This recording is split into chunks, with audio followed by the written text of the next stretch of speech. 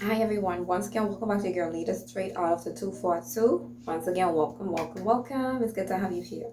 If you're new, please don't forget to hit that subscription button. Your girl is only in the hundreds, and your girl have a lot of videos to scroll through. But anyhow, this video is about giving birth for the first time. So if you're a new mother, yes, and if it's for the first time, you've got to be a new mother. You get to be a new mother. So let's get down into this and let's talk about it. You may be a new young mother, you may be a new old mother, you may be middle aged for the first time, and you never really know, like, what was the experience like giving birth, natural birth for the first time. See, I don't know anything about a C-section. I had a natural birth. So let's talk about it, okay? So what to expect? Yes, this is from someone who had the experience, so I can give you feedback on notes because it's actually true real life situation. So yes, going into it. So you want to be like, okay, how do I know if I'm in labor? We actually, a lot of people like to say, oh, you have women that are pregnant for 9 months, just 9 months, okay? It's 40 weeks. 40 weeks is basically 10 months. If you do the maths, 40 weeks is actually 10 months. So not all the women go up to 36 weeks. If you reach 36 weeks, that's 9 months. You have women that go 40 weeks. As for me, I went the full 40 weeks and 1 day. The full 40 weeks and 1 day. Me, I did. And it was a journey. As for me, I didn't have to do much work because I was basically home whilst I was pregnant. So I spent my pregnancy at home. A portion of it, the beginning stage, like a month on a job before that company filed for bankruptcy. So my pregnancy was a relaxed type of pregnancy. Now, the labor portion of it, I was supposed to have my baby on the 14th day of March. However, the 14th day of March would have meant that's not this year. The 14th day of March would have been my 40 weeks mark. However, he came a day after. How do you know? Be like, how do you know when you're in labor? How do you know? I didn't know. So it was one morning, early in the morning, it was like at after 5, almost 6, I need to get up to go to the bathroom to go pee. And being pregnant, what I didn't used to want to do at night was wear any panty shield because I need to know if the water bag bursts. I'm gonna need to know. Y'all might be like, oh, if the water bag bursts and you're wearing a panty shield, you don't feel it because it's a lot of water. Okay, let me get you down. It don't have to be a lot of water. It don't have to be a lot of water. So it's best at night if you're pregnant not to wear a panty liner so you can get a little sign as to what's going on. I would have gotten up, used the bathroom like after 5 a.m. in the morning. Yes, early in the morning. When I went back in bed to lay down, all I felt was this little water. Tink. Like, a bell ting. Like, tinkle in my underwear. And I was like, I just peed. So what does this mean? And see, I was aware because I didn't know. I didn't reach my 30 weeks. So anything after has to be assigned. You might get your signs before, but I'm speaking as to from my situation. So that little tinkle brought me some type of awareness. And I did say, if I reach the full 40 weeks and the baby don't come, I'm going into the emergency room anyhow. But that was a sign, so that notified me. So what I did was, I didn't fully caught up yet.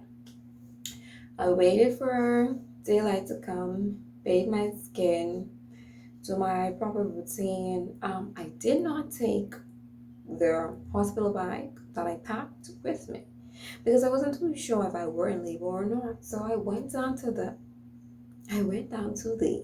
emergency room. And being pregnant, you know what I didn't do? While I was pregnant, I didn't even think I used to wear panty shield like that. Nah. So when we're going down to the emergency room, I went down there and I didn't have on any panty shield again. So, and they were like, how can we help you? And I was like, I think I'm in labor. She said, how? Why would you think you're in labor? I said, okay. After 5 in the morning, I woke up, I used the bathroom. When I went back into the room to go lay down, I felt this little sprinkle of water in my underwear. So that would have rose me to come. And then she's like, how far are you? I said, I'm ready at my 40 weeks max because I'm 40 weeks in one day. She said, oh, okay. So she told me to take a seat. Took a seat. And I had to wait for a moment to be checked to see how many centimeters I was at the time.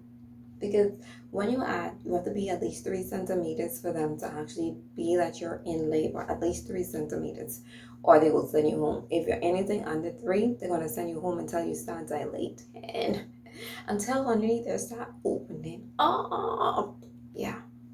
But the max is 10 centimeters. You actually have to be 10 centimeters before the baby can actually, before you can begin to push for the baby to come out. Yes. When they say you can go from 0 to 100 real quick, no, it don't happen to happen to your labor. It's going to be hours before you reach that 10. You're going to be at 3. It's going to be hours and hours and hours before you reach 10. So anyways, I was sitting down waiting for my turn to be checked. Finally, one of the nurses that used to tend to me in one of the community clinics was there. Before she could get to me, someone else did. Another person checked me. I guess they just wanted me to go home because they ain't had enough beds. Because the first person who checked me, she's like, she's 2 centimeters. She can go home to come back. The other lady said, no, let me check her. Let me check her. When she came to check me, she's like, and she up in there feeling. I'm like, oh, I'm in pain. What are you doing down there? So she went in there and she's like, she 3 centimeters. This woman can't go home. The next one was basically trying to run me. The other one was like, no. She can't go home. She's 3 centimeters. I've done 40 weeks. Why are you trying to send me home anyways? So little me, not knowing first time, I didn't bring my hospital bag. So for you, if you ever be in this predicament, make sure that your hospital bag is in your car and not at home. Sadly, I didn't even eat. I didn't even have breakfast. Had I known I was going to stay there, I would have ended up getting me some breakfast, but I didn't. And the good thing about it is, good thing I didn't, because saying I don't epidural, or whatever you call it, to make you stool before you go in the bed for them to prep you for this pregnancy, giving birth. So they ain't had none of them. They were saying, you gotta go buy it, you gotta send someone to go buy it, or you gotta tell someone they gotta bring your hospital bag because we now can't let you go because you're actually in the process of giving birth. And I'm like, oh man, who am I gonna call? So I had to call the child's father and tell him, I'm gonna need you to go home to go bring that hospital bag for me. I'm gonna need you to get an epidural for me because the hospital don't have any. Yeah, they didn't have any. So now I'm like, finally I'm in labor. I gotta go push with this big baby. I didn't know he was gonna be big first. I gotta push with this big baby. Am I prepared for that pain? Because I have so much horror stories about giving birth, and I was like so scared. So I'm on the table. On the table. Not on the table, on the bed. I'm in the bed. Just laying there, fine. They came, stick me in my arms, push something up there, push something up in here, whatever it was. All I feel is the pain start knocking me after they push that thing in there. The pain start knocking me left, right. I was scratching up my hair. I was pulling this way, pulling the next, moving. They said, Mom, you gotta keep still because you're gonna cause the baby can't breathe. You're gonna smother the baby moving like that and laying on your belly. And I was like, the pain. The pain. I don't know, it's something this give you. I don't know if I said the right thing. First, when I said the epidural, they didn't have none of that. I think the epidural is the thing that they give you to for the pain, to increase the pain. And I think it's something else that you call it when you need to release the stool. Anyway, y'all drop it in the comments because right now I will mix up, but I'm on par. So they give me that thing in the bed, tossing and turning. I reach an hospital 8 o'clock in the morning. When I tell y'all 0 from 100 real quick, nana, it not happen with me. 3 centimeters from 8 o'clock that morning. I reached 10 centimeters, 10 o'clock. That same day in the night, 10 o'clock, not 10 a.m., 8 a.m. to 10 p.m. That's when I reach 10 centimeters. When the doctors come, they said, oh, she finally reached 10 centimeters. Ugh. So now I had to prep myself for this pushing of the baby. And I'm saying, oh, this is going to be a whole world of pain now. That's what I'm expecting. Oh, I said, oh no, now the hard part is coming. Where a big human being have to come out of my vajay. So they said, oh, you got to spread your legs. Open up your legs like this, wide. I had about 2 doctors in front of me, one on the side of me, and then a male doctor in the corner. So I was pushing. Listen to this. 8 a.m., finally 10 p.m., every 10 centimeters. I've been pushing for an hour and a half. From 10 o'clock to 11:25, I've been pushing. You imagine pushing that long? Pushing? Just pushing for an hour? And basically a half? The nurse was mad with me. Oh, he's mad. It's like, miss, this is not how you push. You push like this. You put your head on your chin. Put your hands on your knees. Head on your chin, hands on your knees. And you push like, push. Now, you don't push before you reach 10 centimeters because you can mess up your cervix could swell, and then that can force you into having a C-section. Ladies, you don't want to have that. You want to have a natural birth. Yes, big up to all the C-sections, ladies, but now I'm in that rope pushing. Doctor was like, oh, I'm starting to see the head. So I'm pushing. I was like, y'all still want me to push? She said, push. All I see is this doctor. This man, when they say he began to see a little bit ahead, this man, doctor, come. I guess he was waiting on a movement. He come and he touch my belly. A little touch. Boop. I don't know, must he a certain spot for him to have to touch? He was just talking about the touch, I guess. Touch me in my belly, on my belly. Boop. One little touch. Boop. When he touched me, all I feel is warm water. Warm water come out of me. I was like, you want me to push now? They say, no, ma'am. The baby is already out. This me what? Let me tell you all. That was the sweetest giving birth. The pushing and the coming out was the smoothest transaction. All I feel was warm water come out of me. Baby was out. I said, you want me push? They said, no, ma'am, the baby done out. And then how they been rowing me at the time. Then they said, oh, I see why you take so long. I said, it's a big baby. He was 8 pounds, 10.5 ounce. Ugh, yeah. Slim me with that big vessel inside of me, that big kid. All he was doing, eating up all the food. Eating. That's probably why he didn't want to come out. Eating. Taking so long, trying to be up now. The nurse come back to me and say, after they carry him to go clean him up. The first thing I said is, oh, are you okay? When they show me him, I said, oh, you okay? When they come back to see me in the morning, they say, miss, this baby can eat now. Oh, that's a greedy baby. He can eat. I said, oh, I see why. He ain't gonna come out greedy.